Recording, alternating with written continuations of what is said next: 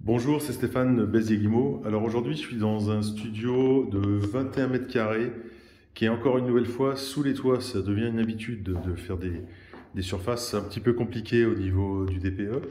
Cela dit, c'est un studio qui est isolé par l'intérieur. Alors j'ai été sondé, il y a 7 cm et il y a une isolation extérieure. Il y a des vitrages qui sont double vitrage à isolation renforcée. Et là, le but de la vidéo, c'est de vous montrer, vous voyez, ils ont mis un chauffe-eau 200 litres. Alors 200 litres. Alors certes, je vais vous montrer, il y a une baignoire, donc on comprend qu'il y a une quantité d'eau plus importante. Mais 200 litres par rapport au DPE, c'est beaucoup trop.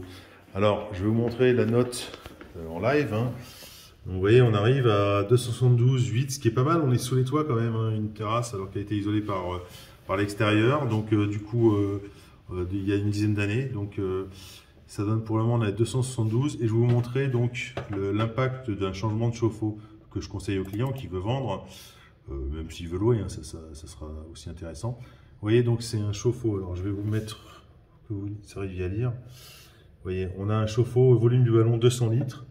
L'étiquette est illisible, donc je suis obligé de dire que c'est un ballon autre catégorie ou inconnu, vertical, autre catégorie ou inconnu. Je rappelle qu'il faut bannir les ballons horizontaux. Et là, je vais vous simuler. Donc, vous vous rappelez de la note, je la remets 272,8. Maintenant, je vais changer le ballon. Alors, je vais conseiller au client, on essaye déjà. Ça pourrait être moins de 100 litres, s'il mettait une douche, on va dire. Mais avec une baignoire, 100 litres, c'est pas si mal. On passe sur un ballon, on prend la meilleure catégorie, CO 3 étoiles, c'est assez courant. Et on dit l'année d'installation qui n'a pas d'impact sur la note, mais bon, je le mets 2023 pour être un peu cohérent. Je valide et vous allez voir la note. De 272, on passe à 234,7.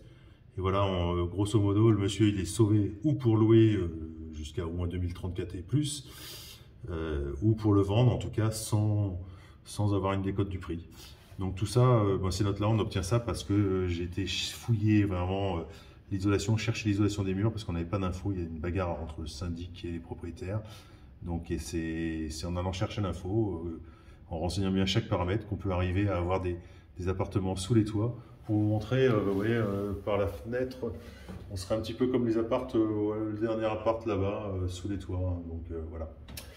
Et donc pour obtenir ces notes-là, il faut vraiment tout bien renseigner. C'était Stéphane de Bézier-Guimau en espérant que ça vous éclaire.